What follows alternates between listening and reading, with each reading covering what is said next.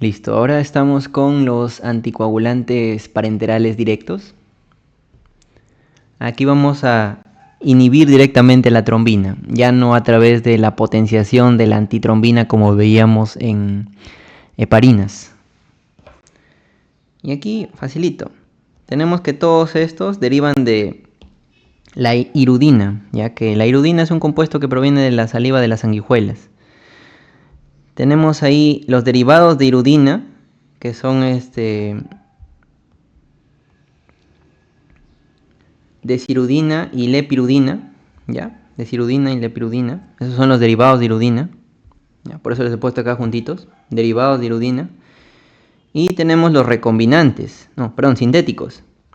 Esos sintéticos son la vivalirudina y el argatroban, ¿ya? Argatroban. Entonces, el mecanismo de estos es facilito, sino que cada uno tiene alguna cosita peculiar. Vamos primero con los derivados de hirudina, ¿ya? Estos de acá, desirudina y lepirudina. Que estos de acá, desirudina, lepirudina, ya no se usan mucho ya, pero está ahí teórico, pero no se usa. Creo que están retirados incluso en Estados Unidos, ¿ya? Entonces, ambos son derivados recombinantes de la hirudina. Ambos van a inhibir al sitio activo, ¿ya?, de la trombina. Y además van a inhibir el exositio 1. Recuerden que este circulito, este semicírculo, era el exositio 1 de la trombina. Acá se unía el fibrinógeno, ¿no? Entonces, estos desirudina, lepirudina, van a inhibir sitio activo y van a inhibir también acá, al exositio de unión al fibrinógeno, ¿ya? No se olviden. Ese es el mecanismo. Por el lado de argatroban, este de acá es un inhibidor directo, sintético y reversible, ¿ya? Reversible de la trombina también, pero solamente afecta al sitio activo, ¿ya? Y por último la vivalirudina, igualito que los anteriores, va a inhibir acá el sitio activo de la trombina y también su sitio de unión al fibrinógeno, ¿ya? Solamente que este fármaco es sintético, pues, no viene de la hirudina, ¿ya? Entonces cada uno de estos tiene sus mecanismos peculiares, ya vimos. Al final todos inhiben a la trombina, pero los últimos dos al fibrinógeno también, pues, ¿no? Y también la vivalirudina. Y el argatroban solamente a la trombina, pues, ¿no? Acá en su sitio activo. Acá tienen algunas características, ¿no? Por ejemplo, el argatroban, que es derivado de la L-arginina. La vivalirudina, que es un péptido sintético de 20 aminoácidos. Los otros dos son recombinantes nomás de la hirudina, ¿ya? ¿Cuál se administra por vía subcutánea? La desirudina, ¿ya? Como les digo, igual estos de acá no se usan ya. Y si tienen que acordarse, uno de aquí es el argatroban, ¿ya? Pero ahí está por si acaso. Ya, otra cosa también que les preguntan, aparte de cuál es por vía subcutánea, cuál es desirudina subcutánea, cuál su eliminación es puramente hepática y no requiere ajuste en insuficiencia renal. El argatroban. Por eso, si tienes una embarazadita, como les decía, ¿no? Embarazadita con insuficiencia renal y aparte que tiene riesgo de trombocitopenia inducida por heparina, ¿ya? No le vas a dar ninguna heparina, pues, ¿no? Porque te elimina los dos casos, pues, ¿no? Te elimina por el lado de la trombocitopenia inducida por heparina, te elimina la no fraccionada, y por el lado de la insuficiencia renal, te la elimina la de bajo peso molecular o un fondaparinux, te lo elimina eso. Entonces das argatroban. ¿Por qué? Porque esa tiene eliminación hepática y no te causa tampoco trombocitopenia inducida por heparina, porque no es una heparina, pues, el argatroban, ¿ya? Ese es el caso. Así que les pueden preguntar y vaya a ser que no respondan, ¿no? Pero ya les dije, argatroban, ¿ya? Y la monitorización de todos estos de acá se monitorizan por el TTPA, ¿ya? El tiempo de tromboplastina parcial activado, ¿ya? Incluso el argatroban lo puedes monitorear también con el TP, ¿ya? Con el TP. Y en el caso de los recombinantes sintéticos, como su eliminación es renal, estos sí son puramente renales, perdón, los recombinantes, no me dije recombinantes sintéticos, los recombinantes, los derivados de irudina, como su eliminación es puramente renal, tienes que medir también creatinina sérica, aparte de medir el TTPA. ¿Ya? Pero en sí todos, si les preguntan cómo monitorean los inhibidores directos de la trombina parenterales, los monitorean con el TTPA. ¿Ya? Recuerden esa parte. Los usos son similares a la heparina. Lo que sí es clave que recuerden es lo que les he dicho. Si tienen un paciente con trombocitopenia inducida por heparina y quizás no tienen fondaparinux, no tienen el fondaparinux, quieren darle otra cosa, le dan un argatroban, acá está. Profilaxia o tratamiento para trombocitopenia inducida por heparina. Por eso era la importancia de recordar esa enfermedad nomás que les explicaba. O le dan los otros también, pues, ¿no? Cualquiera en sí les puede servir para la trombocitopenia inducida por heparina. Pero como les digo, los dos últimos ya no están en Estados Unidos. Por eso se prefiere el argatroban o la vivalirudina. De la vivalirudina hay un estudio en el que lo usaron para pacientes con angioplastía coronaria que les iban someter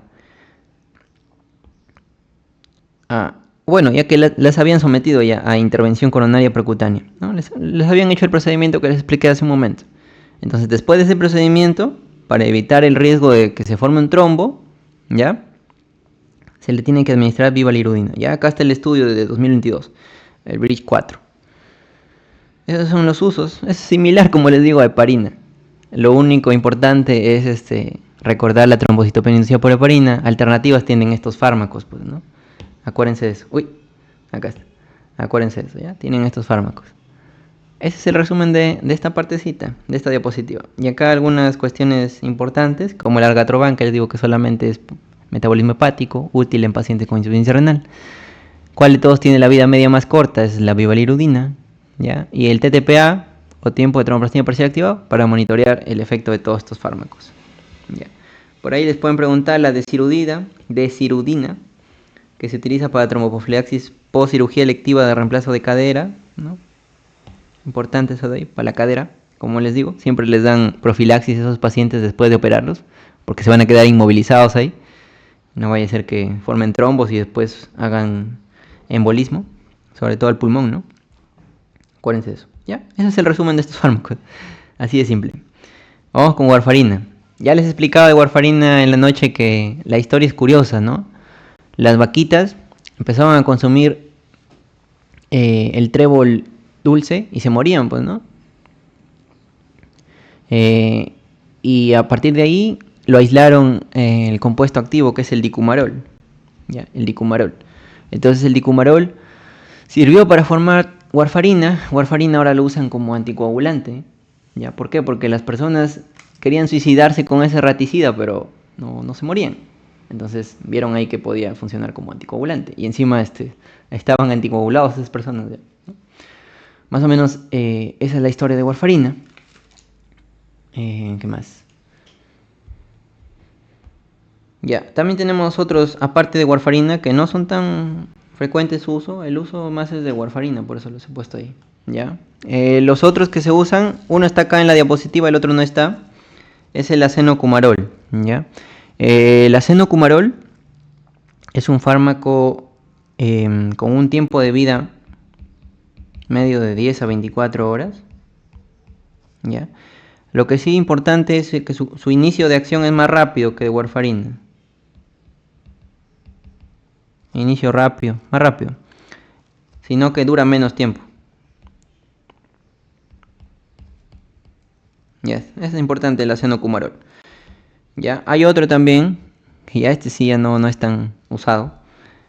Pero está en su libro también, el Fenprocumon. Parecen nombres de Digimon, ¿no? Fenprocumon. Ya, tiempo de vida medio de este fármaco es 5 días aproximadamente. Lo que sí es lo contrario al acenocumarol. Mientras que el acenocumarol es de inicio más rápido, este es de inicio más lento. Y también dura más tiempo. Todo lo contrario. Ya está. Ahora seguimos con warfarina, pues, que es el usado. Y hay muchos más derivados de cumarina que se usan para otros fines. Ya, pero lo importante acá es warfarina. Ya, la warfarina es un antagonista de vitamina K. Ya, pertenece a esa familia de fármacos. Derivados cumarínicos, de ayer les decía que la warfarina tiene un índice terapéutico estrecho. Ya es peligrosito warfarina. Tener cuidado. Acá están los nombres comerciales también que les he puesto. ¿Ya? Más adelante también hay más nombres comerciales de los demás fármacos. ¿Ya? Por si acaso en algún momento les va a servir estas diapositivas, este material. ¿Ya? Guárdenlo siempre. Y si lo pierden, me lo vuelven a pedir si lo pierden. Ya, warfarina también hay que tener cuidado porque, como les dije, su inicio es retardado. Tiene un inicio retardado. A pesar de que, miren este cuadrito acá. Quizás si ya han leído estas diapositivas no habrán entendido mucho este cuadrito, pero acá les explico. Ya, warfarina es oral, ¿no? Su biodisponibilidad oral es cercana al 100%, ¿ya? Por eso es bueno warfarina. Lo que sí, tiene un pico de acción tiempo al pico plasmático o concentración máxima en el plasma. ¿Ya? Esto se refiere a concentración máxima en el plasma. La concentración máxima en el plasma es rápida de warfarina. Su pico lo alcanza rapidito, porque se absorbe rápido por vía oral. ¿Ya? Alcanza una concentración máxima, como dice ahí, en 1 a 4 horas. Sin embargo, como su efecto es la de inhibir la síntesis de factores de la coagulación, su efecto va a demorar. Por eso su inicio de acción, como dice acá, es retardado. De 1 a 5 días, como les había dicho, pues, ¿no? Ese es el efecto de warfarina. Y después sí, tiene una acción un poco prolongada. Vamos a ver más adelante. Ya está. Eso con respecto a algunas cuestiones generales de warfarina que nunca se deben olvidar. ¿Ya? El inicio retardado y el efecto procoagulante, ¿no? Que les decía. Tiene efecto procoagulante inicial. Por eso se tiene que dar con heparina. ¿Por qué? Porque inhibía la producción también del S y C, ¿no? ¿Ya? Que son las proteínas anticoagulantes, ¿no? El C sobre todo, ¿no? El C es la enzima anticoagulante y el S es su cofactor, ¿no? Que inhiben al 5. Ya está. Ya. Al 5 y también el S y C inhiben al 8 también, ¿no? No sé si por ahí se acuerdan. Ya. Al 5 y al 8. Ya. Entonces, ese es por la parte de warfarina. ¿Qué más? Ya, el mecanismo ya les había explicado. Ya, recuerden, es un inhibidor de la epóxido reductasa de vitamina K. Por lo tanto, va a reducir a la vitamina K oxidada y va a inhibir esa reducción de la vitamina K, ¿no? Lo normal es que la vitamina K se reduzca y vuelva al ciclo a formar los factores de coagulación, pues, ¿no? Ya, eso es lo normal. Si inhibes todo eso, la vitamina K epóxido reductasa, te quedas con vitamina K oxidada, que no te sirve, pues, ¿no? Y acá están los nombres de vitamina K, ¿no? Hidroquinona. Hidroquinona se llama cuando está reducida, ¿no? Cuando está oxidada ya no se llama hidroquinona. Se llama fitoquinona, me parece, ¿ya? Pero hidroquinona es su forma reducida. Esta es la forma activa de vitamina K. Hidroquinona, como les dije, tiene un hidrógeno, está reducido, o tiene un electrón más, eso se llama reducción, cuando ganan un electrón. De esa forma te sirve como cofactor para esta enzima, ¿no? Para la gamma glutamil carboxilasa. Si tú inhibes todo esto con warfarina, ya no se produce eso. Y acá está el resumen también de lo que les había dicho al inicio, pues, ¿no? Para ya no volver a repetir. Vamos con la farmacocinética, que también es importante. Ya. Vía oral tiene buena biodisponibilidad, pero también puedes administrar warfarina endovenosa. ¿Listo? Pero lo principal es que sea por vía oral. ¿Listo? Su concentración máxima en el plasma es rápido, ¿ya? Es rápido, pero no te sirve eso de ahí para medirlo, ¿ya? Se mide los niveles de warfarina en fase estable, pero casi no se miden niveles de warfarina. Lo que tú mides es el monitoreo, ¿ya? El TP, el tiempo de protrombina. Con eso tú mides la acción de warfarina, cómo va el paciente, ¿ya? A través del INR, pues, ¿no? TP es sinónimo de INR, pero INR es TP, recuerden, del paciente sobre TP de laboratorio, ¿no? Haces una relación ahí y te sale el INR. Lo normal de un paciente sin anticoagulación es que el INR, ¿cuánto sea? Fisiología también, más o menos 1, ¿no? ¿Ya? Pero con warfarina ese INR es mayor, pues, ¿no? Y ya está. La vida media de warfarina sí es larguita, como les dije. 36-63 horas, ¿no? Efecto anticoagulante prolongado tiene. Más o menos esos son casi 3 días, ¿no? De anticoagulación. Ya está. El metabolismo depende, pues, ¿no? En sí es hepático, pero depende de sus enantiómeros. Les dije que había un S que era el más potente y el R que era un poco menos potente, pues, ¿no? Y cada uno tiene su metabolismo. El S, perdón, se metaboliza por el CYP12C9 y el R por el CYP1A2, ¿ya? Importante. Y por las interacciones farmacológicas que vamos a ver más adelante. En otro cuadrito está. Ya sea induciendo a estos citocromos P450 o inhibiéndolos, pues, ¿no? Recuerden, si es que se inhibe el citocromo P450, aumenta el efecto del fármaco, pues, ¿no? Y si se induce al citocromo P450, se disminuye el efecto del fármaco, ¿ya? Warfarina también atraviesa todas las barreras, al igual que Fondaparinux, por ejemplo, ¿no? Atraviesa la barrera. Sobre todo importante en el embarazo, ¿no? La placentaria. Es muy teratogénica warfarina, ¿ya? Otra cuestión importante de warfarina es que se une mucho a proteínas plasmáticas. 96-99%. Cuando ustedes les hablen de unión a proteínas plasmáticas, tienen que pensar en dos cosas, ¿ya? La primera cosa que tienen que pensar que si un fármaco se une mucho a proteínas plasmáticas es que va a estar mucho tiempo en la sangre y pues va a tener un efecto largo, pues, ¿no? Justo lo que pasa con warfarina. Y lo otro es que si tú te intoxicas con ese fármaco, no lo vas a poder eliminar mediante diálisis, ¿ya? No lo puedes eliminar mediante diálisis porque está bien unido a proteínas plasmáticas. Acuérdense eso de ahí. Si está suelto el fármaco, en su forma libre, sí lo puedes eliminar por diálisis.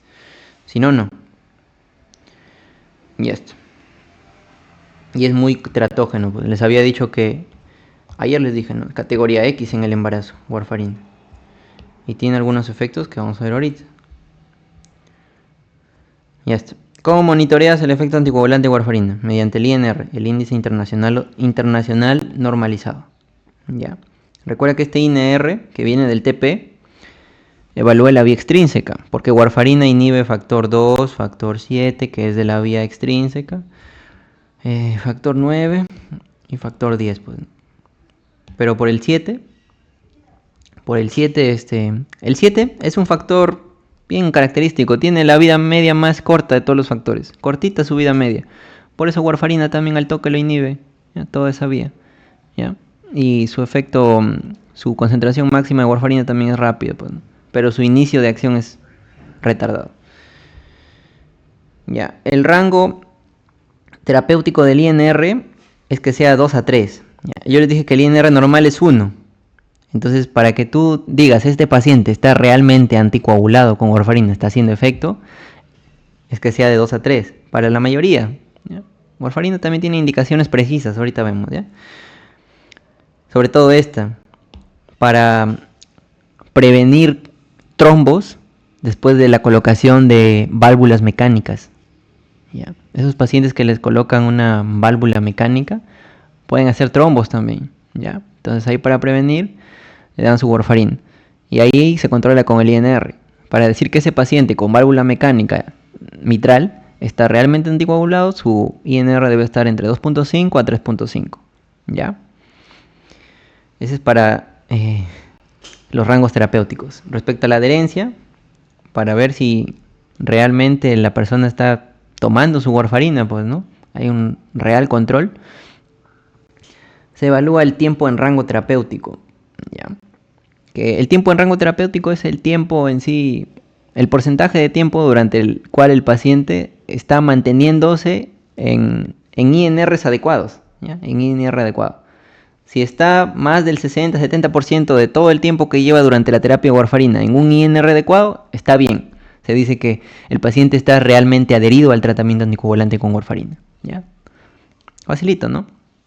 Estás tomando warfarina. Todo el tiempo que tomas warfarina, te van midiendo tus INRs, ¿no?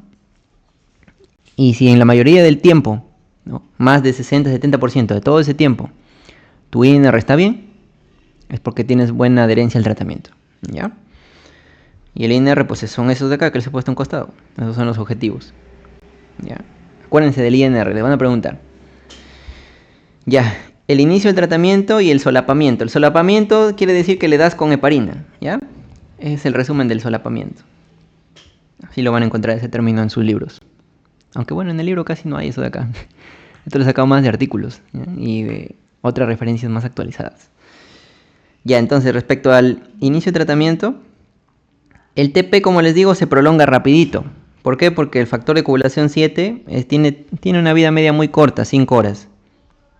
Entonces rápidamente ya se inhibe su síntesis, pues, ¿no? En 5 horas, al toque nomás. Por eso es que el efecto pico de la warfarina, como habíamos visto en el cuadrito, es 1 a 4 horas, ¿no? O sea, su concentración máxima de plasma. Pero eso no quiere decir que ya vas a encontrar ahí efecto terapéutico, no. El efecto anticoagulante tarda 3, 5 días, 1 o 5 días, como habíamos visto, ¿no? Al inicio les había dicho que tiene un efecto procoagulante, ¿ya? Porque reduce los niveles de la proteína C, que también tiene una vida media corta, y creando un estado transitorio de hipercoagulabilidad, ¿ya? Porque la proteína C es anticoagulante. Si tú inhibes un anticoagulante, pues te va a dar un estado de procoagulabilidad o hipercoagulabilidad.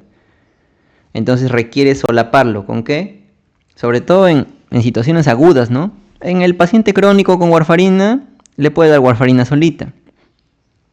Pero imagínate que tienes un paciente agudo, paciente con trombosis venosa profunda o con embolia pulmonar. Esos son pacientes agudos que si no les anticoagulas se van a morir. Entonces ahí tienes que darle heparina con warfarina, ¿ya? Ese es el tratamiento de elección. Solapamiento. Primero heparina. Es solapamiento, no es terapia dual. No es que los dos lo das concomitante, o sea, no lo das al mismo tiempo. Sino que das primero heparina, puede ser no fraccionado o de bajo peso molecular, durante 5 o 7 días. Hasta que alcanzas un INR mayor a 2, pues, ¿no? Y ahí empiezas a dar warfarina. ¿No? Y quitas ya, pues, ¿no? Ya está. Bueno, y esta es la vida media con otros anticoagulantes orales que vamos a ver más adelante, ¿no? Porque ya estamos en anticoagulantes orales, ¿no? Recuerda, estamos en anticoagulantes orales. Ahí mira tu diapositiva. Estamos en orales. Ya, y el que tiene más vida media es la warfarina, pues, ¿no? Dentro de todos los que vamos a ver. Ya. El dabigatran también es oral, pero es inhibidor de la trombina, pues, ¿no? Del factor 2. Y el resto, rivaroxaban, apixaban, edoxaban, son inhibidores del factor 10, ¿no? Ya les había explicado esa parte. Acá están los rangos de INR indicados, ¿ya? Esto acá lo leen después. Para la mayoría, como les digo, son de 2 a 3.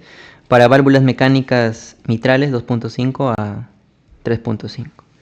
Vamos ahora con indicaciones, pues. Eso sí es importante que lo aprendan porque indicaciones de warfarina son contaditas nada más, ¿ya? Heparina sí son varias, pero warfarina sí son contaditas. Paciente con fibrilación auricular, ¿ya? Esos pacientes con fibrilación auricular, por la misma arritmia que tienen, ¿no? Generan contracciones no rítmicas, contracciones desincronizadas, tanto de aurículas como del ventrículo, pues, ¿no? Sobre todo del ventrículo, ¿no? Por eso se llama fibrilación auricular. Perdón, de la aurícula, por eso se llama fibrilación auricular. Entonces esa contracción inadecuada de la aurícula, de la izquierda principalmente, va a generar que la sangre se estanque en la aurícula, ¿no? Vamos a dibujar acá un corazoncito. Entonces acá hay una fibrilación auricular acá, de la aurícula izquierda. Que es el sitio más frecuente, ¿no? La aurícula izquierda es el sitio más frecuente de formación de trombos. Trombos de origen cardíaco, pregunta examen, aurícula izquierda. Y específicamente un sitio de la aurícula izquierda, que es la orejuela izquierda. Acá hay una orejuela en la aurícula izquierda. Ahí se forman un montón de trombos, ¿ya? En la aurícula izquierda. Entonces aquí se forma el trombito, ¿ya? Pero para prevenir que ese trombito se forme, pues, ¿no? Y si se forma puede viajar y te tapa por ahí otro vaso más adelante, ¿no? Una rama de la aorta, te tapa por ahí. ¿Ya? Entonces para prevenir que se forme ese trombo, tú das warfarina, pero tiene que ser una fibrilación auricular de la válvula valvular, ¿ya? Que se produzca encimita de la válvula mitral, ¿ya? Y sobre todo posterior a una fiebre reumática. Ya no se ve mucha fiebre reumática ya, pero puede ser, ¿ya? En estenosis de la válvula mitral, ¿ya? Por fiebre reumática. Que la estenosis mitral también te genera trombos, pues, ¿no? Es otra causa de los trombos de la aurícula izquierda.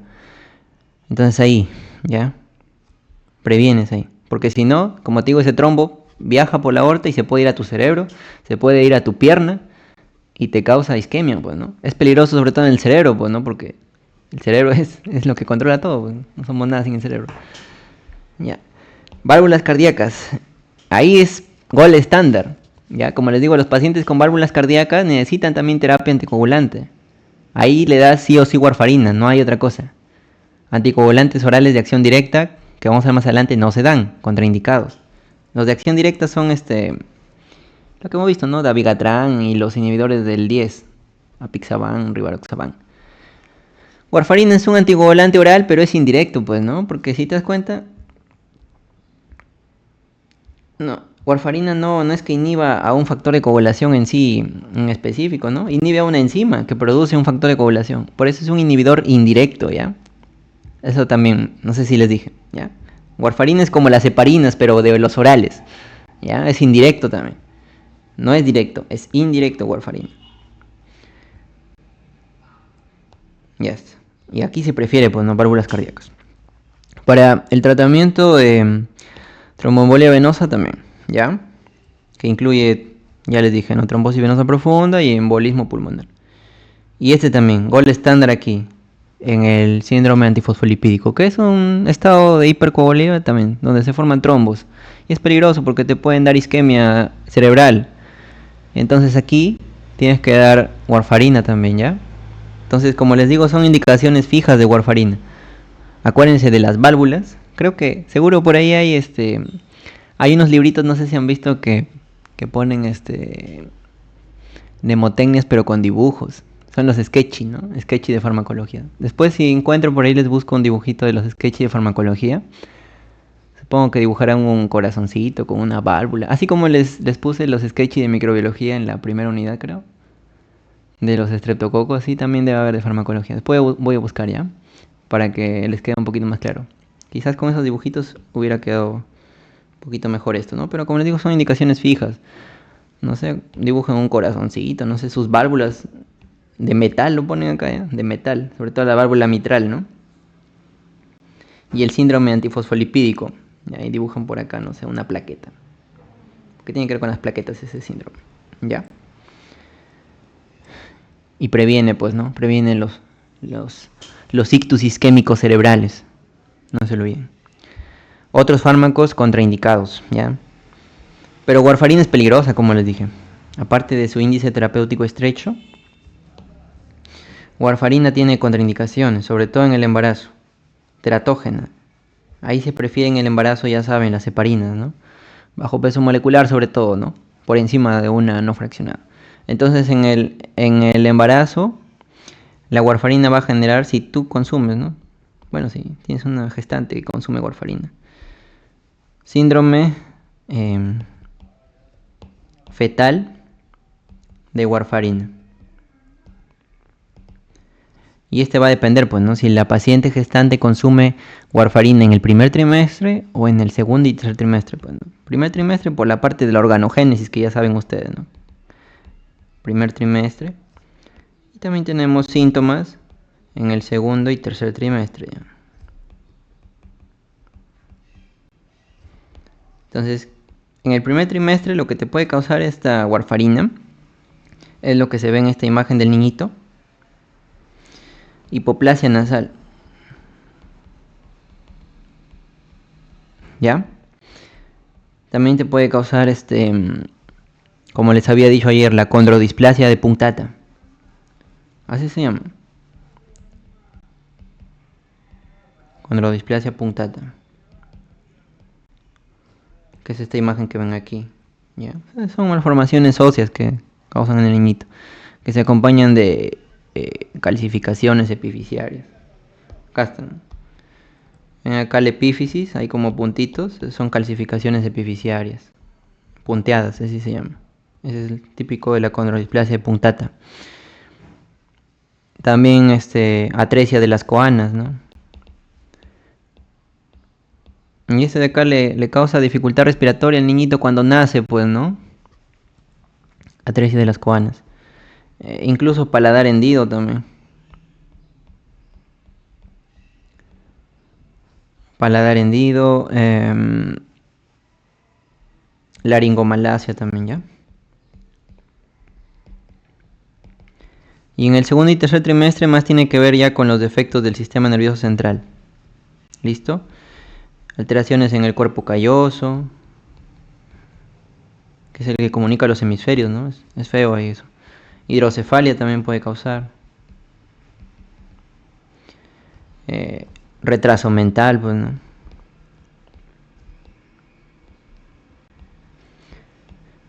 Típico acá también aborto. Aborto espontáneo, ¿no? Aborto espontáneo.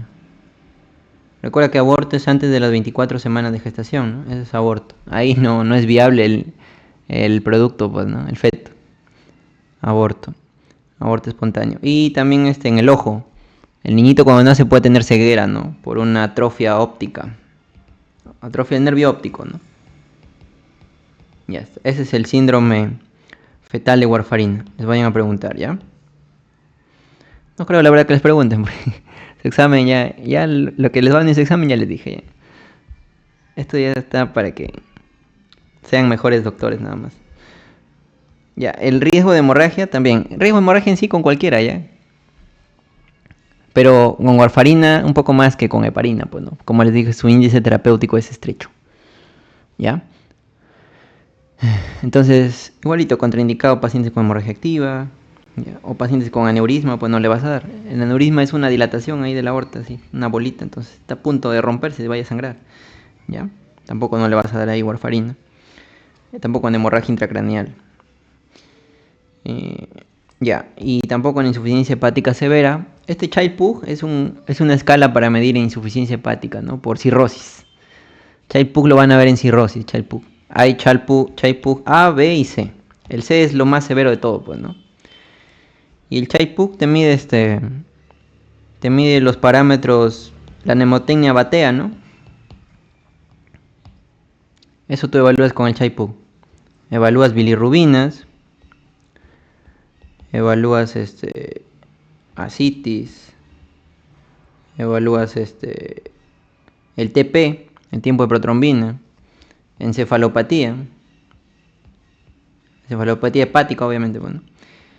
Ahí en encefalopatía también hay grados de encefalopatía. ¿Ya? Como les digo, yo lo trato de conectar todo para que después este video, como yo no lo voy a eliminar, ustedes ya han pagado por todo el curso, yo no lo voy a eliminar, ustedes van a verlo siempre, para que se acuerden en ese momento cuando estaban en ciencias básicas, cuando pasen a clínicas y ya vayan entendiendo, ¿no?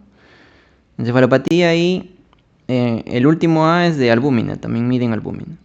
Entonces todo eso de ahí evalúa la escala Child-Pugh en cirrosis. Y tú no vas a darle cuando el Child-Pugh está en estadio C. Y a cada uno le dan un puntaje, ¿no? De acuerdo a los valores que tú encuentres de bilirrubina, de ascitis, de TP. Hay valores para cada uno de estos. ¿Ya? Y de acuerdo a eso, te da un puntaje. Y el puntaje que esté en la categoría C significa insuficiencia hepática severa. Entonces ahí no puedes dar warfarina tampoco. ¿Ya?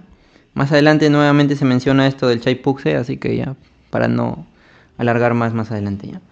Efectos adversos más graves. Necrosis cutánea, por ejemplo, que no hemos mencionado, ¿no? El sangrado severo es lo más frecuente, ¿ya? Sobre todo el sangrado del cráneo. Eso es pregunta también. ¿Con qué INR se presenta sangrado del cráneo? Cuando el INR está por encima de 4. Porque yo les dije que el INR terapéutico era de 2 a 3 en la mayoría de casos. Puede ser de 2.5 a 3.5 cuando son válvulas mecánicas, ¿no? Del corazón. Pero si ya pasa de 4, te puede generar un riesgo aumentado de hemorragia intracraneal, que eso sí es feo, pues, ¿no? Una hemorragia intracraneal es un accidente cerebrovascular hemorrágico, pues, ¿no? Eso es una hemorragia intracraneal. Por warfarina, es una iatrogenia. ¿Ya? Listo. Y acá están los mecanismos asociados para que lo lean simplemente. ¿Cómo es el manejo? Para warfarina tiene su antídoto también, así como heparina tenía su antídoto que era el sulfato de protamina. Warfarina tiene su antídoto que es la vitamina K, pues, ¿no? Como estás inhibiendo la reducción de la vitamina K con warfarina, para que tú funcione nuevamente tu factor de coagulación, das vitamina K. Ya, vitamina K. Y si ya es de emergencia, porque la vitamina K también demora en hacer su acción, ¿ya? Como son factores de coagulación, como les digo, tienen que sintetizarse nuevamente. Sobre todo si das vitamina K oral, porque la vitamina K también hay endovenoso. Endovenoso se prefiere, pues no más rápido. Pero igual va a demorar, su efecto demora.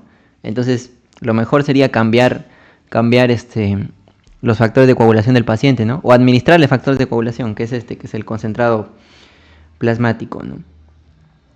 De factor de coagulación. O también le puedes hacer plasmaféresis. Plasmaféresis es igualito, ¿ya? Darle factores de coagulación al paciente. Los necesarios, pues, ¿no? Solamente que este es más específico, ¿no? Este concentrado plasmático es más específico. Ahí incluye los factores de coagulación que tú necesitas, pues el 2, el 7, el 9 y el 10, que son los vitamina K dependientes. Ahí están los 4 factores. Entonces tú das ahí vitamina K o esto, ¿no? Dependiendo si es una emergencia. Si es emergencia tienes que dar esto, pues, ¿no? El concentrado plasmático con esos factores de coagulación específicos. O una plasmaféresis. Plasmaféresis tiene todos los factores de coagulación, ya es muy inespecífico. Pero igual te sirve, pues, ¿no? En emergencia. Otro riesgo con warfarina es la necrosis cutánea. Esto de acá, sobre todo cuando el tratamiento se acompaña de un paciente que tiene deficiencia de proteína C y S. Recuerda que estas proteínas son anticoagulantes. Entonces, si hay deficiencia, el paciente tiene un estado de procoagulabilidad. Y aparte, si le das warfarina en los primeros días, te va a hacer esto. ¿Ya? Porque la warfarina en los primeros días, como les dije, tiene un efecto procoagulante, ¿no? Sobre todo si no se da con heparina. Si no se da con heparina, te puede llevar a esto, pues, ¿no? Necrosis cutánea. ¿Por qué? Porque se forma un trombo. En lugar de que se tenga el efecto antitrombótico, se forma un trombo. Y ese trombo se forma en las arterias que irrigan músculos y piel, pues, ¿no? Y te da esto, ¿ya? Ahí está toda la descripción de la lesión. Lo que tienes que hacer ahí es retirar warfarina, pues. Y en lugar de eso, dar vitamina K o heparina, pues, ¿no? Hacer la terapia de solapamiento, como les enseñé, ¿no? Heparina primeros días y de ahí ya continúas con warfarina. Para evitar esto de acá, pues, ¿no? De la necrosis cutánea. También te puede dar hemorragia gastrointestinal, ¿ya? Importante. Sobre todo hemorragia gastrointestinal del tracto alto, ¿no? Hemorragia digestiva alta. ¿Cómo manejas esto? Con una endoscopía, pues. La endoscopía es tanto diagnóstica como terapéutica. Mediante la endoscopía también pueden cerrar ahí la hemorragia. ¿Ya? Y ya reanudas, pues, no la terapia, pero ya con precaución. Y la precaución, pues, es en base al INR. ¿Ya? El INR es importante en ese aspecto. No sé si por acá le he puesto. No, no, acá está, ¿no? Por ejemplo, cuando tú tienes un INR, ya. El INR normal les dije hasta 3.5, ¿no? En los casos de las válvulas mecánicas. Mayor a 4 aumenta el riesgo de hemorragia intracraneal. Mayor a 4, mayor a 4 de INR aumenta riesgo de hemorragia intracraneal. ¿Ya? Ahora, con el INR, por ejemplo, si tienes un INR por encima de 3.5, pero menos de 5 todavía el INR, no es necesario que des vitamina K. Puedes simplemente suspender la warfarina. Esto es para las indicaciones de vitamina K, pues, ¿no? Esto de acá es importante. Si el INR ya es mayor o igual a 5, sí tienes que dar vitamina K, además de suspender la warfarina. Y si el INR del paciente es mayor a 9, ahí sí ya agárrate porque te puede dar hemorragia de todos lados. Entonces ahí tienes que considerar dosis más altas de vitamina K. Y en el caso de que este INR mayor a 9 se acompañe de una situación aguda, acá, ¿no? La siguiente parte, sobredosis aguda, tienes que cambiar. Acá arriba está. Tienes que cambiar, tienes que dar los concentrados de complejo protrombínico que les dije, que tienen los 4 factores importantes, el 2, el 7, el 9 y el 10, para revertir rápidamente, pues, ¿no? ¿Ya? No se olviden. Y esta es la vitamina K, pues, ¿no? Que se da. Vía oral, ¿no? Para sobredosis no graves. Vía intravenosa para hemorragias graves. Pero igual su efecto, como les digo, demora 3 a 6 horas. Si tú quieres algo rápido, tienes que darle esto. Concentrado de complejo protrombínico, que tiene los 4 factores de coagulación, vitamina K dependientes. Ya si es muy agudo, puedes dar carbón activado, ¿no? Que el carbón activado te limpia todo, ¿no? El carbón activado es para prevenir la absorción de la warfarina. Como la warfarina se absorbe todavía en un periodo máximo de 5 horas, ¿no? Si se presenta al paciente con una sobredosis muy aguda, menos de 3 horas, digamos, puedes dar todavía carbón activado, ¿no?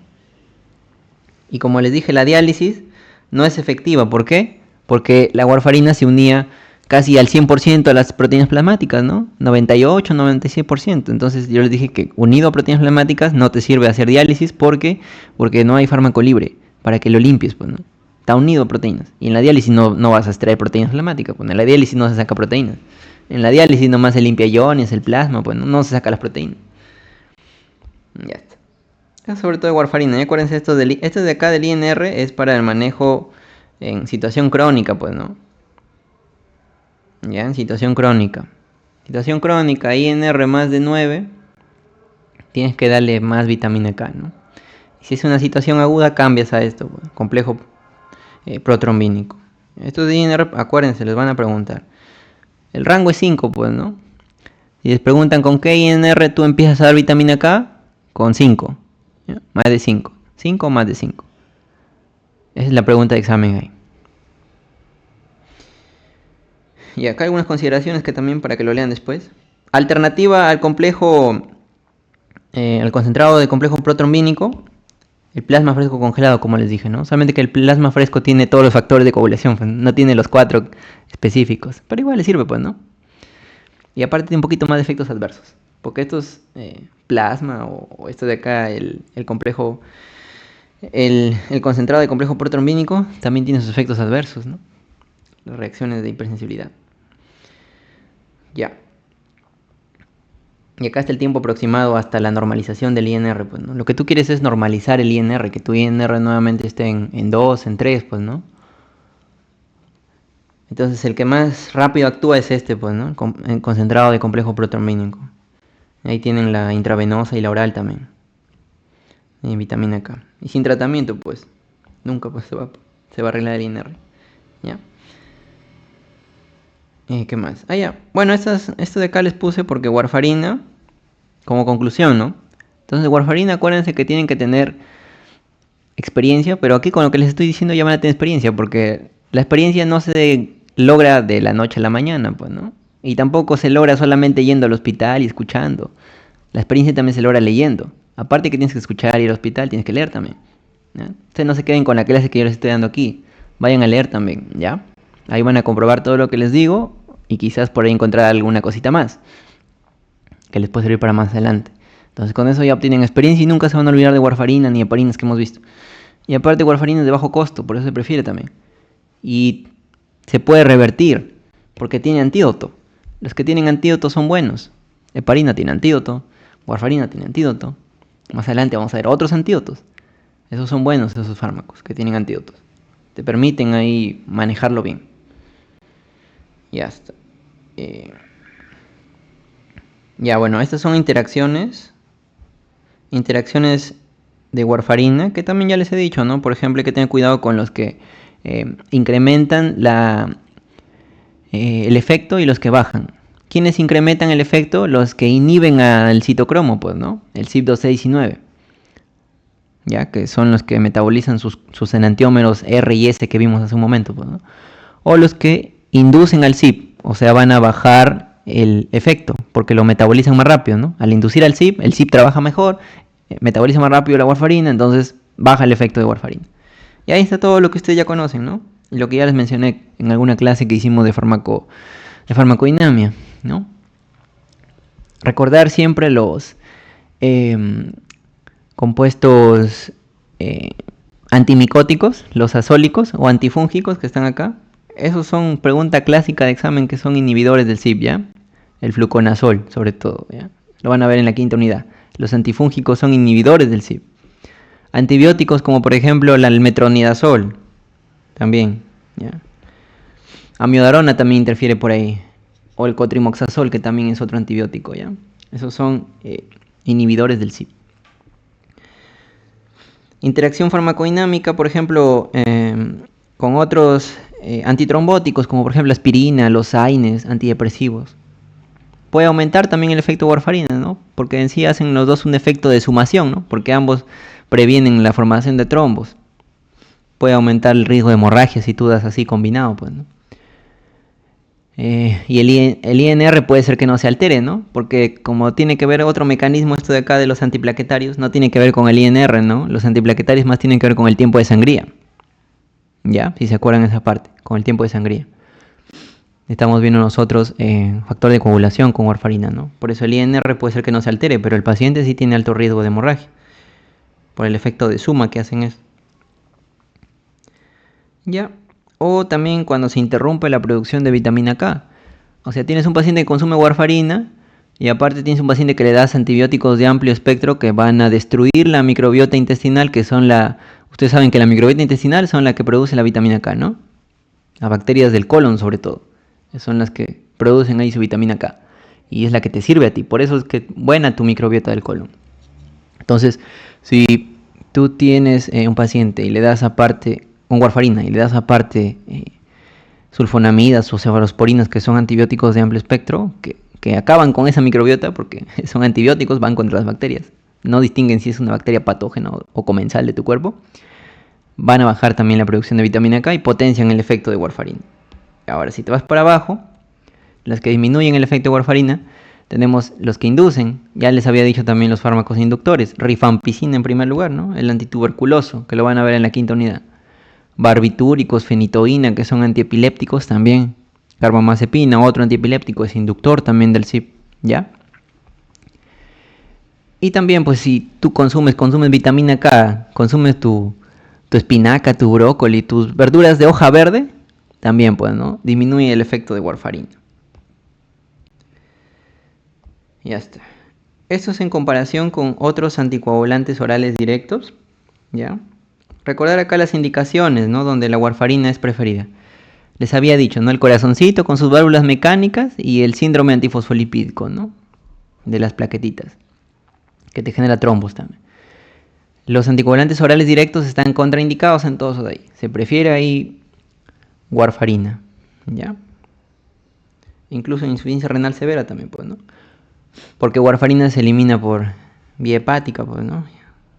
Ya está. Y acá está la diferenciación con lo que vamos a ver ahorita, en los anticoagulantes orales directos. Dentro de los anticoagulantes orales directos vamos a ver los inhibidores del 10 y del 2. En el 2 vamos a ver solamente uno, el dabigatran. Y en el 10 todos los demás. Entonces acá vemos el cuadro diferencial simplemente. Solamente requiere monitorización la warfarina con el INR. Lo que sí, el inicio y duración es lento, pues, ¿no? De la warfarina, un efecto prolongado. ¿Ya? Y de los anticoagulantes orales directos, que lo vamos a decir ACOT, ¿ya? Para resumir, ACOT, ¿ya? Acuérdense. Son más rápidos. Y aparte estos ACOT tampoco se prefieren por vía renal, en insuficiencia renal, porque se eliminan por vía renal bastante. Ya vamos a ver estos ACOT. ¿Ya? Todititos, dabigatran, rivaroxaban, apixaban, endoxaban, ¿ya? Todos tienen cierta eliminación renal. Acá está, ¿no? En este cuadrito está bien bonito. Comparado siempre con warfarina, si se dan cuenta. ¿Ya? Acá está.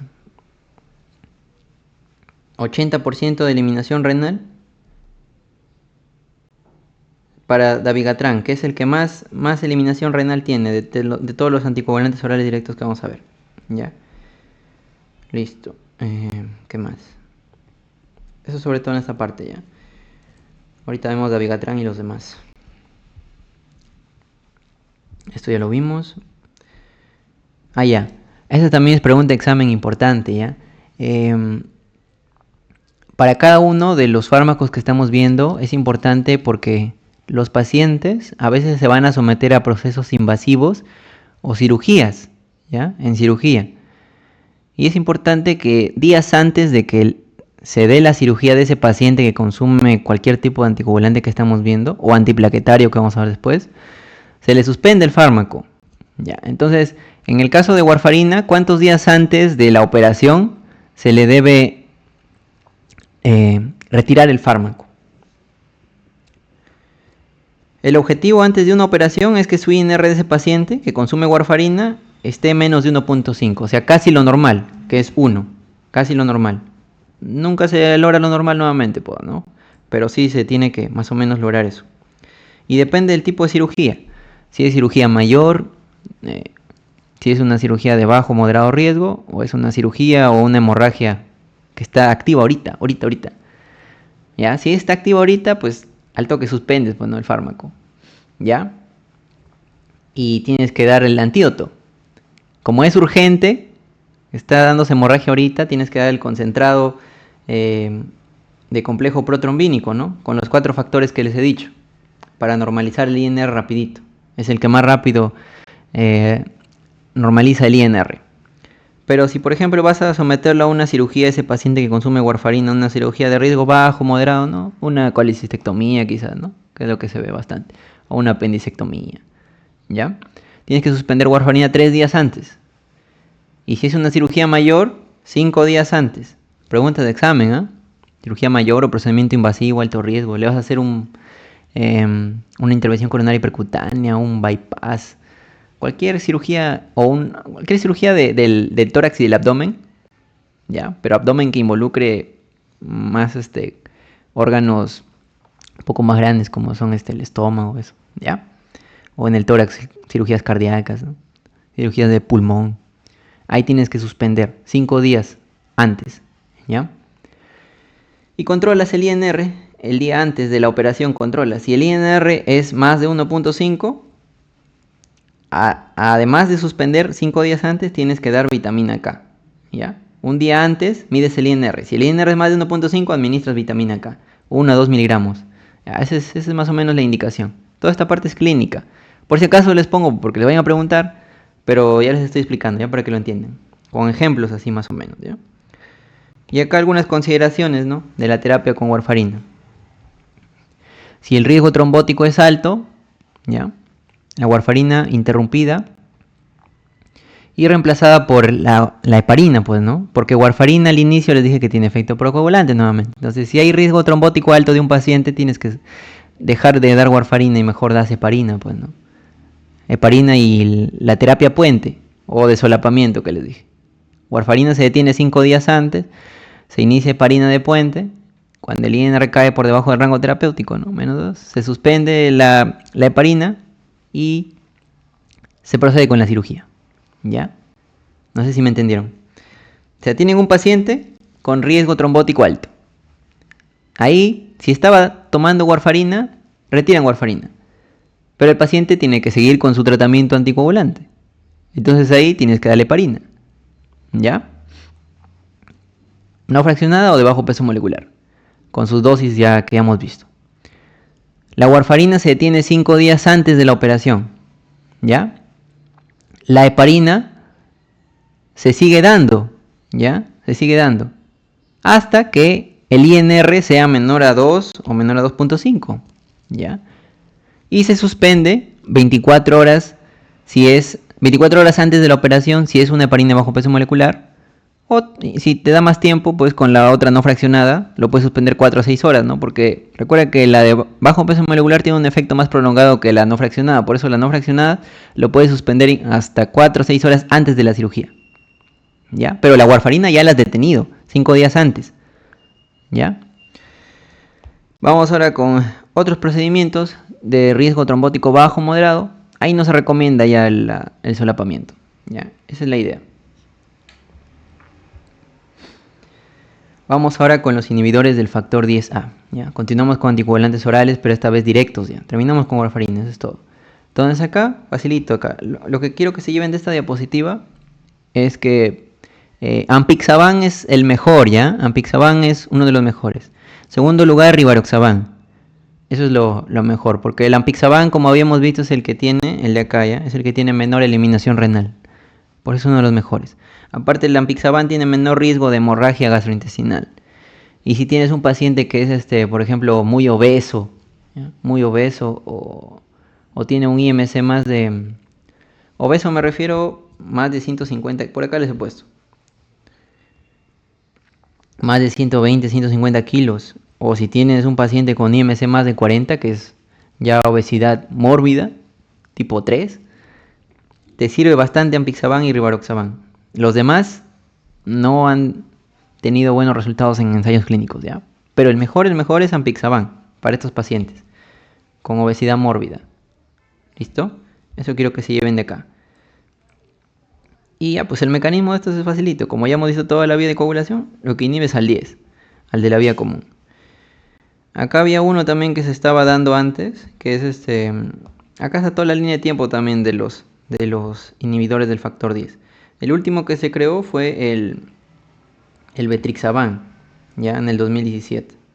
Pero el Betrixaban ya se detuvo en el 2020 por los efectos adversos que se han visto, ¿ya? Los otros sí se dan todavía, rivaroxaban, apixaban, edoxaban. Pero como les digo, los dos primeros, apixaban y rivaroxaban, son los que más se dan, ¿ya? Y estos de acá tienen ventajas, pues, sobre la warfarina, ¿ya? Excepto en las situaciones que ya les he dicho que se da warfarina, ¿ya? Ya saben, fibrilación auricular con válvula mecánica y el SAF, ¿no? No se olviden ahí. Importante. Y si el paciente también tiene insuficiencia renal severa, no vas a dar tampoco estos de acá, ¿ya? Ahí tienes que dar warfarina también, que no tiene tanta eliminación renal, más es hepática por ahí, ¿ya? También tiene eliminación renal warfarina, pero por ahí más es hepática. Ya, entonces, esta es la ventaja de los anticoagulantes orales directos sobre warfarina, ¿no? Que es el principal antagonista de vitamina K. Esto significa OBK, antagonista de vitamina K. Sobre todo con los efectos adversos de warfarina, que causa mucha hemorragia, pues, ¿no? Estos de acá causan menos hemorragia, sobre todo la intracraneal, que es la más peligrosa, ¿ya? Eso en esa parte. Y menos interacciones farmacológicas tampoco, ¿ya? Y también con la dieta, no tiene nada que ver con la vitamina K. Y tampoco no es que se monitorice con el INR, ¿ya? Y estos de acá tienen antídoto también, ¿ya? Vamos a ver ahorita. Ya está. Y acá, bueno, este dibujito es para mostrarles las funciones del factor 10 que ya le hemos visto, bueno. Una de las funciones que hemos repetido es la parte trombótica, bueno. El factor 10 junto con el 5 activa a la trombina, pues, ¿no? De protrombina pasa a trombina. Eso por esa parte. Entonces ahí se encarga de inhibir el factor 10. Otro importante del factor 10 es que activa la inflamación también, ¿ya? Y con ello también tiene una implicancia en el procesamiento de las proteínas estructurales de los virus, el factor 10, ¿ya? Porque activa la trombina, pues sobre todo esa parte, la trombina, que es una proteasa. Y entonces el factor 10 te ayuda para todo eso, pues, ¿no? Te inhibe todos sus procesos. ¿Listo? Ya. Y como les dije, todos estos de acá tienen eliminación renal. Y lo que sí varía bastante, ¿no? Por ejemplo, el apixaban tiene la menor eliminación renal. Por eso se prefiere por ahí más o menos, ¿ya? En los pacientes que no tengan tanta falla renal severa, ¿no? Por ejemplo, menos de 15. Menos de 15, que era el paciente con enfermedad renal crónica estadio 5 que les dije, ¿no? Si tiene menos de 15, no vas a dar estos de acá, pues. Ahí sí están contraindicados todititos de acá. Ahí puedes irte por una heparina no fraccionada, ¿ya? O por un argatroban que vimos en los parenterales directos. Argatroban, ¿no? El que vimos. No sé si se acuerdan. Argatroban por aquí. Ahí lo revisan después, ya. Por ahí avanzando. Argatroban pueden dar por ahí. O una vivalirudina, ¿no? Por ejemplo. No, vivalirudina tampoco, porque tiene bastante eliminación renal, ¿no? Por ahí cambian argatroban sobre todo, ¿ya? Es cuestión de análisis nada más. Listo, entonces vamos a comparar esto al toque. Como ya les dije, los cuadros siempre se comparan haciéndose preguntas, ¿ya? Ahí está la dosis también, ¿no? 20 miligramos día, 5 miligramos, eso no les van a preguntar. La biodisponibilidad y todo. Lo que les preguntan es la eliminación renal. ¿Quién tiene menos eliminación renal? Apixaban, ¿ya? Y el que más tiene es edoxaban. Por eso edoxaban casi no se usa. Apixaban sí, y rivaroxaban también. Pero apixaban es el que tiene menor eliminación renal, como ven ahí. Estos fármacos, importante, tienen metabolismo por este transportador, la glucoproteína P. No sé si se acuerdan esa glucoproteína P, que era era una bomba de flujo, ¿se acuerdan? ¿No? Entonces estos fármacos ingresan dentro de las células a través de glucoproteína P, ¿ya? Vamos a ver por ahí las interacciones con esa glucoproteína P. Eso lo han visto ustedes en farmacocinética para la absorción, glucoproteína P. Ya, estos de acá tampoco no requieren monitorización, salvo en emergencias, con estos ensayos que no se utilizan de rutina, solo en laboratorios especiales, que es el ensayo cromogénico para medir la actividad del anticuerpo contra el factor de coagulación 10. ¿Ya? Pueden utilizar estos, pero no son tan confiables, ¿no? Pero pueden prolongarse, ¿no? Estos tiempos, el TP-INR y el TTPA que hemos visto. Pueden prolongarse, pero no son específicos. Ya está. Y acá está el ajuste por función renal importante, ¿ya? De cada uno. Obviamente, si tienes un paciente con un clearance de creatinina menos de 15, como les había dicho, están contraindicados, ¿ya? ¿Ya? Todos acá. Y también para distintos tipos de patologías, ¿no? Por ejemplo, prevención de accidente cerebrovascular, ¿ya? Prevención de accidente cerebrovascular, su dosis acá específica. Y si está menos de 15, no le das, contraindicado, para prevenir accidente cerebrovascular. Ahí prefieres otros fármacos, ¿ya? Heparina de bajo peso, heparina no fraccionada, por ahí puedes darle, ¿no?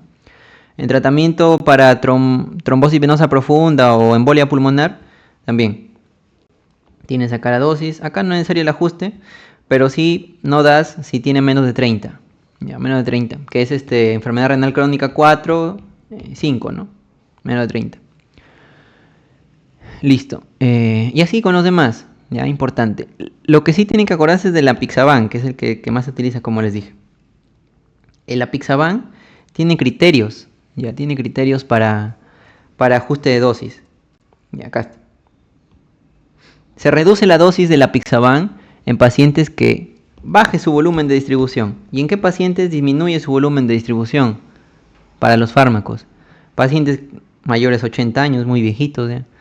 Pacientes flaquitos, menos de 60 kilos, o pacientes que tengan una creatinina sérica mayor a 1.5. Esos son 3 criterios para reducir la dosis de apixaban a la mitad, ¿ya? Acá quizás BIT, no sé si han entendido, BIT significa 2 veces al día, ¿ya? Es el resumen de 2 veces al día. Para no poner todo 2 veces al día, se pone BIT nada más, ¿ya? BIT. Eso también acuérdense siempre, les van a poner así en sus casos clínicos a veces para que les dan para leer, ¿no? Ya está.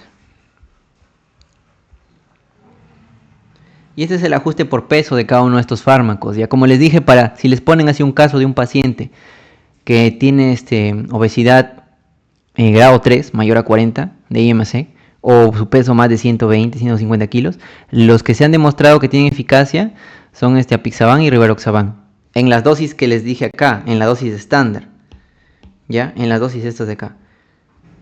Porque obviamente estos pacientes obesos tienen un volumen de distribución más grande. Al contrario del flaquito, del viejito o del que tiene insuficiencia renal, ¿no? Ya, acá tienes que mantener esa dosis normal, ya, tomando en cuenta esto, pues, ¿no? El peso. Ya está. ¿Qué más? El edoxaban, como les dije acá en el cuadrito, este es un resumen del cuadro, ¿ya? Se reduce si el paciente pesa menos de 60, el apixaban se reduce a la mitad, pero 2 veces al día, porque normalmente se toma 5 miligramos 2 veces al día, pues se reduce 2 veces al día. 2.5 se reduce a la mitad, igualito 2 veces al día, ¿ya? Se reduce a la mitad nada más. Si el paciente, como les dije, cumple más de 2 criterios de estos 3 que están acá, ¿ya? Más de 2. Otras consideraciones, por ejemplo, en pacientes que se han sometido a bypass gástrico, la técnica es Y de Rux. Esa es una técnica de cirugía ya específica. Pero la cosa es el bypass gástrico. Que lo que hacen con esos pacientes es mocharles un poquito de estómago, lo conectan ahí con el intestino de frente, ¿no? Entonces, en esos pacientes puede haber problemas de malabsorción. Ahí también, cuidado ahí con los ACOT, ¿no? Anticoagulantes orales directos. ¿Ya? Listo. Vamos a seguir avanzando. Uy. Ya está. Bueno, las indicaciones aprobadas, igualito, ¿ya? Igualito que lo que ya andamos viendo. Estados trombóticos, ¿ya? Solamente tener en cuenta ahí las cuestiones farmacocinéticas con la eliminación renal, cuidado ahí, ¿ya? Y bueno, las situaciones específicas donde vas a preferir warfarina, ¿no? En lugar de estos de acá. Ya está. Igualito acá, eso está para que lo lean nada más. Son indicaciones simplemente, ¿ya? DPI es terapia de inhibición dual, ¿ya? Esto de acá lo puedes combinar con aspirina, que ahorita vamos a ver en un momentito, ¿ya? Lo puedes combinar con aspirina para prevención de eventos cardiovasculares, ¿ya? Enfermedad arterial periférica. Esa enfermedad arterial periférica es de miembros inferiores, ¿ya? Es cuando tienes una arteria por ahí, tibial, posterior, pedia, no sé, femoral, se tapa, se llama enfermedad arterial periférica, ¿ya? Pues hay crónica, aguda también. Eso lo van a ver más adelante, pero se tapa, entonces acá también pueden dar esto, junto con aspirina. ¿Ya? Y más adelante vamos a ver un antiplaquetario que se da, que es el cilostazol, también se puede dar ahí. ¿Ya? Cilostazol, en enfermedad arterial periférica. Ya, entonces es terapia dual, pero no es tan indicado aquí en estas enfermedades, ¿ya? Pero ahí está su indicación por si acaso. ¿Ya? Ah, ya, otra cuestión importante también, que no les dije. Aparte de Rivaroxaban y Ampixaban, que son los que más se utilizan. ¿Por qué son los que más se utilizan? Porque estos de acá no es necesario que tú inicies terapia puente. Así como habíamos visto con warfarina, Rivaroxaban y Ampixaban, al toque nomás tú inicias con estos y puedes usarlo para tratamiento de un estado agudo trombótico, como el tromboembolismo venoso agudo, que puede ser venosa profunda o embolia pulmonar. Ya habíamos visto, ¿no? Entonces, no necesitan uso dual con heparina.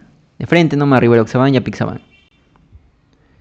El que sí necesita terapia de solapamiento es Edoxaban.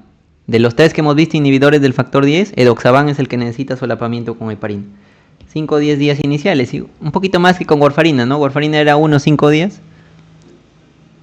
Y Edoxaban es 5 o 10 días, ¿ya? Dabigatran también, que ahorita lo vemos. Dabigatran es un inhibidor, igualito oral también, directo, del 2.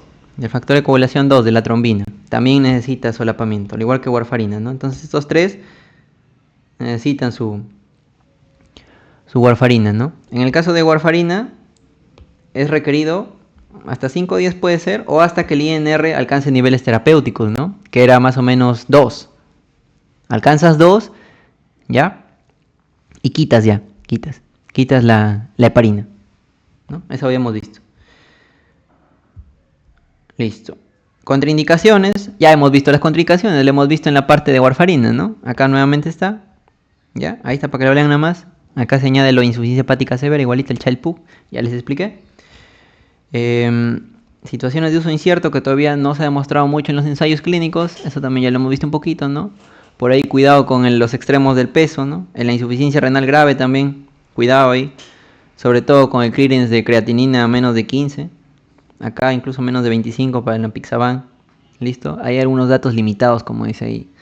No hay muchos estudios clínicos. En la cirugía bariátrica les dije que también hay cuidado. Ahí lo que se prefiere es no dar, pues, ¿no? No se da. Por el riesgo de mala absorción. No te va a funcionar el fármaco por la cirugía bariátrica que tiene. Listo. Recordar todo lo que les estoy diciendo, ¿eh? Son las fijos nomás. Interacciones farmacológicas, les dije que estos fármacos interactúan por su metabolismo en el CYP y también el transportador de la glucoproteína P, que era una bomba de flujo, ¿no? ¿Ya? Entonces, tenemos los que inhiben al CYP y también los que inhiben a la glucoproteína P. ¿Qué fármacos inhiben a estos? Igualito a lo que hemos visto. Los antifúngicos, el ketoconazol, fluconazol. Sobre todo ketoconazol en este caso. Ritonavir, que es un antiviral, y la eritromicina, que es un antibiótico. ¿Ya? Entonces estos fármacos inhiben a la glucoproteína P, que es la bomba de flujo, la que lo saca el fármaco, ¿ya? Y inhiben también al CYP. Por lo tanto, ¿qué va a pasar con su metabolismo? Si está inhibido el CYP,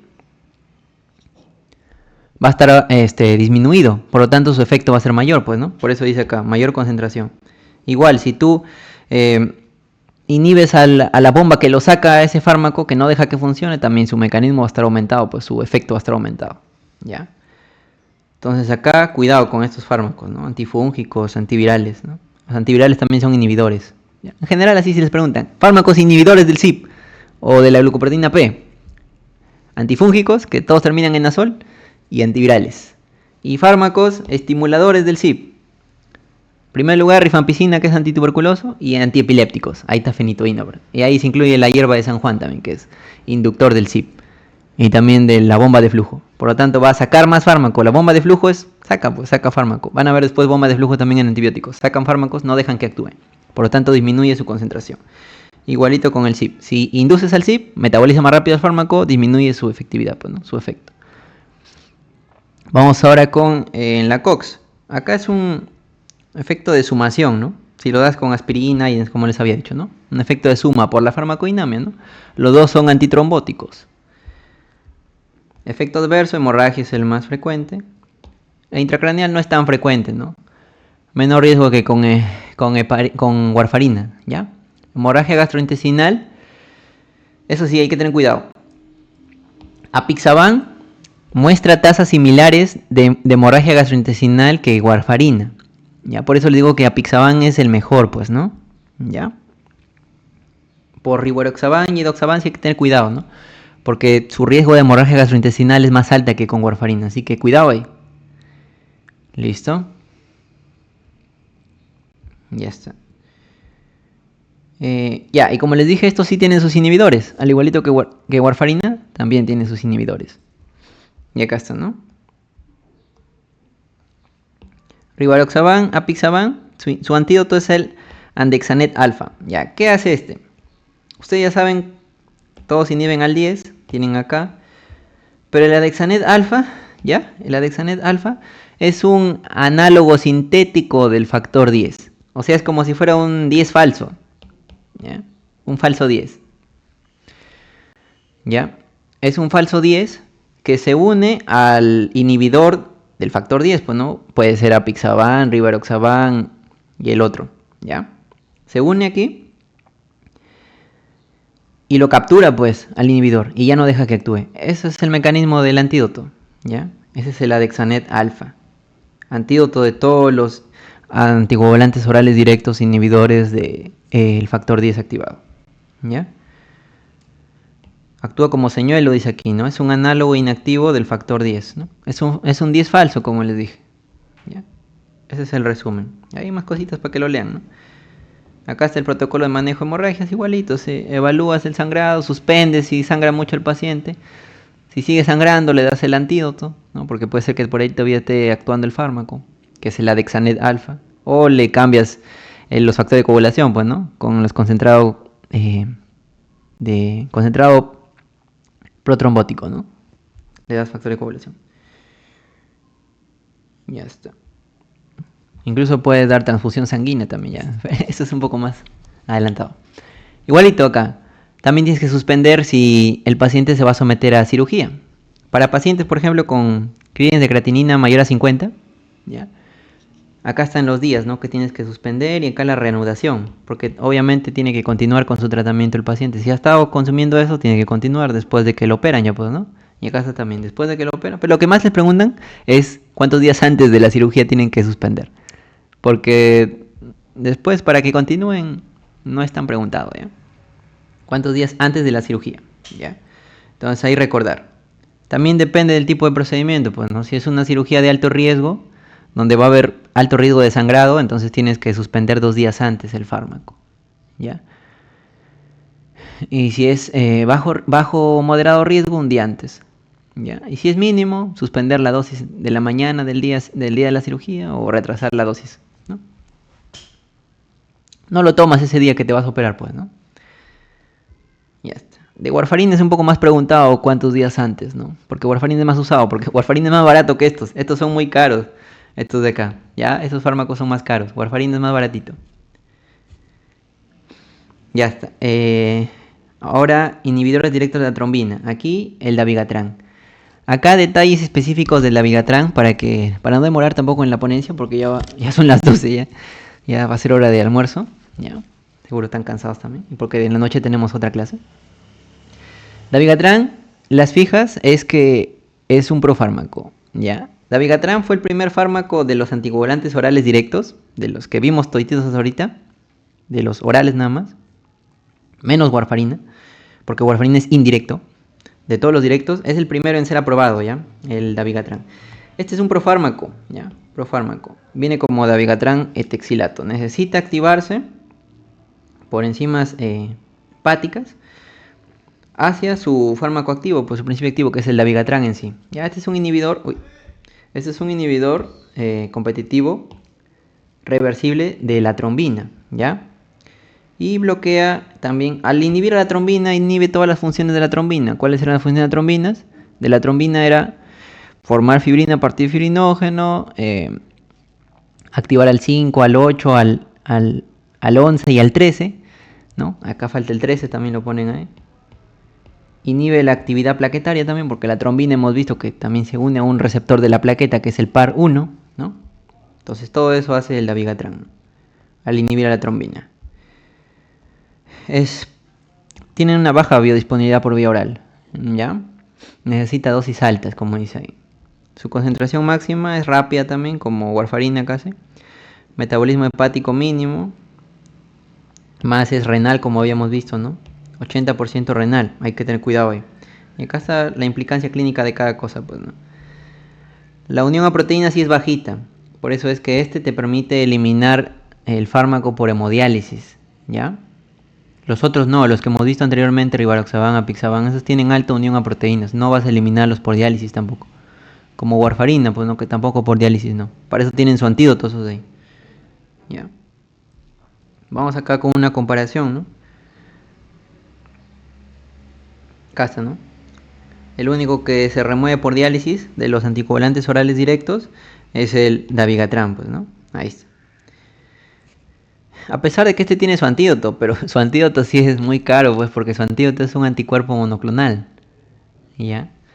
Su antídoto se llama idarucizumab.